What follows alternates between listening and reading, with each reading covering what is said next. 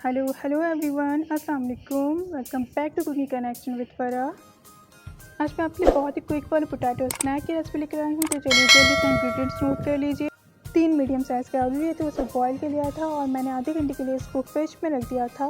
Black pepper जाएगा इसमें 1 table spoon और जाएगा 2 टेस्ट पेपरिका पाउडर। इसमें मैंने ऐड किया है हाफ टेबल स्पून, बट ये टोटली ऑप्शनल है। अगर आप चाहें तो डालिए, अदरवाइज ना डालिए। चिकन पाउडर इसमें मैंने ऐड किया है हाफ टी स्पून, बट ये भी टोटली ऑप्शनल है। आप चाहें तो टेस्ट के लिए इसमें ऐड कर सकते हैं। देन इन आलूओं को मैंने ग्रेटर से ग्रेट कर लिए थे अच्छी तरह से, ताकि जब हम इसके डो बनाएं तो कोई भी चंक्स वगैरह ना आए। सारे स्पाइसेस में ऐड कर दिए। उसके बाद मैंने कॉर्नफ्लोर इसमें ऐड किया है 2 टेबल स्पून। हमें अगर ज़रूरत पड़े उसमें और ऐड करते रहेंगे। ऑरिगानो डाला है 1 टेबल स्पून।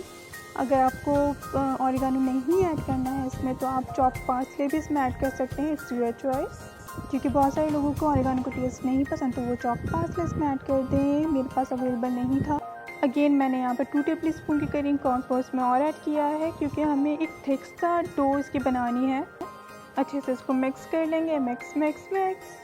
अच्छा, जहाँ हमें डो तैयार करनी है वहाँ पे मैंने स्प्रिंकल कर लिया था, थोड़ा सा मैदे को छिड़क दिया था ताकि चिपके नहीं। उसके बाद हम इसको 2 पोर्शंस में डिवाइड कर देंगे। दैन उसको पराठे के जैसे रोल करते हैं, ऐसे रोल करने के बाद उसको फॉक्स से कुछ इस तरह का शेप दे देंगे। शेप देने के बाद इसको कट कर लेंगे और बहुत ही एहतियात के साथ हम किसी प्लेटर में इसको रखते रहेंगे ताकि इसका शेप जो है वो ख़राब ना हो। तो उसी तरह से सारे कुकीज़ को तैयार कर लेंगे। मुझे तो बिल्कुल कुकीज़ की जैसे ही लगते हैं। अच्छा, तो यहाँ पर हम डिप सॉस बना रहे हैं इसके लिए बाउल में मैंने 2 टेबल स्पून मेयोनीज ऐड किया है, 1 टेबल स्पून केचप इसमें ऐड किया है, 1 टेबल स्पून इसमें ऐड किया है मस्टर्ड पेस्ट। अगर आपके पास है तो आप ऐड कर दीजिए। कोई भी हार्ड एंड फास्ट रूल्स नहीं है, वरना आप सिंपल केचप और मेयोनीज के साथ इसको सर्व कर दीजिए।